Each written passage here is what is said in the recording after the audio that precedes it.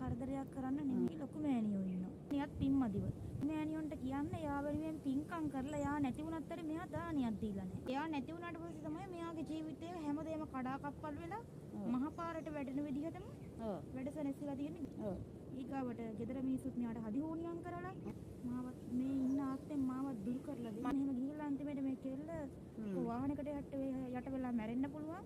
නැත්නම් මොකක් හරි කරදරයක් වෙලා ඉස්සරහට මලමිනිය තමයි මෙයාට ගෙවල් වලින් බලන්න පුළුවන් කියලා මට දැන් මම තමයි මෙතනට මෙයාව එව්වේ. මේ වගේ කරදරවල් වලින් ඈත් කරන්නයි මම මෙතනට දැනුවත් වෙන්නත් නැතුව මම තමයි මෙයාව මෙතනට ඇදගෙන ආවේ. උඹ හොඳ තැනකට ගිහිල්ලා නිදහස් කරගෙන මාවත් යම් ආත්මයකට ගොඩ දාපන් කියලා මමයි ඇදගෙන ආවේ වෙන කවුරුවත්ම නෙමෙයි. ඉතින් අද සතුටුයිද? මොකද මීට ඉස්සෙල්ලා වෙන කිසිම තැනකින් මේ වගේ දෙයක් වෙලා නැති හින්දා. ඒ කියන්නේ ගොඩාක් සතුටුයි නේ.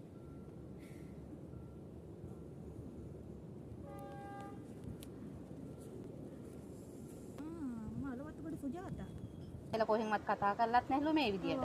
කතා කරෙත් නැහැ කිව්වා දැන් මෙතන අද කතා කරා.